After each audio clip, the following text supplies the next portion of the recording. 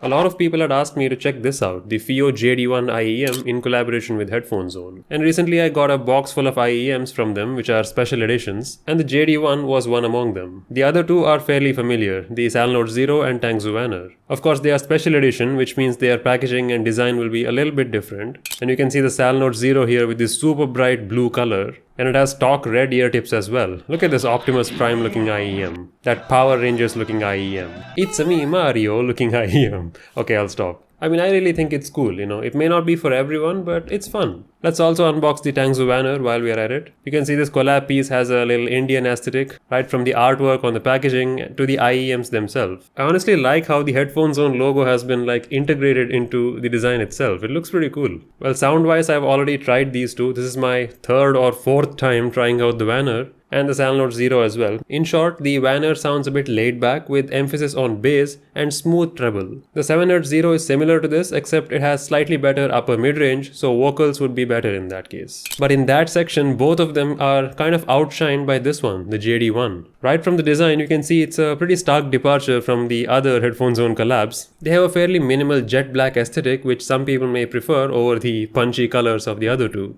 The metallic back feels good and they're comfortable to wear. Sound-wise, they feel really forward. The bass is very well controlled and the upper mids are amazing. They're way more present than I expected. I was kind of surprised and I had to lower my volume a little bit as to how present they are. The vocals feel really forward, maybe a bit too forward if you're not used to it. If you're someone who's used to a balanced sound, then these will be kind of a stark contrast there. But the rest is really good. There's lots of details in the top end, no sharpness or sibilance, good enough detail in the lower mids, and nice bass. From a beginner's perspective, these might sound nicer since they are more present and vibrant. There is good enough bass, but you don't feel it bloating up a little bit, if you know what I mean. It's very well controlled. The treble could be a bit thicker, it feels a bit thinner, there's not as much depth in the treble, but that could be because I'm used to listening to the Kiwi Ears KE4 with its immaculate treble response. So yeah, it's not a fair comparison. Like I said, these are for beginners, someone who's just getting into the game. And for that, these are excellent. The only other IEM that I can think of which can kind of compete with this or even outmatch it a little bit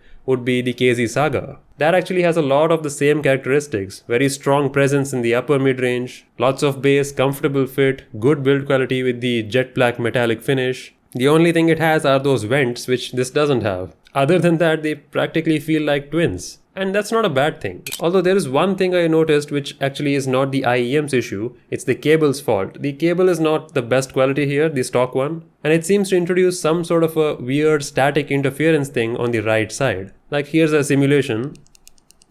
You hear that? It's kind of annoying. As soon as you play some media, it goes away, but it does come back when things go silent, and it constantly plays. And yes, it's the cable's fault. As soon as I replaced it with a better cable, it went away. So yeah, the lower quality stock cable here is doing it a bit of injustice. So if you can, along with this, get an upgrade cable as well. Other than that, the JD1 is solid. It's really easy to drive. You don't actually need a high-res DAC or anything, although I will recommend that because it'll be a long-term investment. But these should still be easy enough to drive with a simple dongle as well, in case you're on an extremely tight budget. Headphone has one of their own in collaboration with DD Hi-Fi. If this is a bit too expensive, you can also get the Audio Killer D07. I've always recommended that. Either of these will work great with the JD1. Well, those were my thoughts. I'm really glad I tried this. It's actually really nice. Thank you for recommending this. I know there are a few other popular IEMs I haven't yet tried in this segment. Just list them down below in the comments and I'll get to them.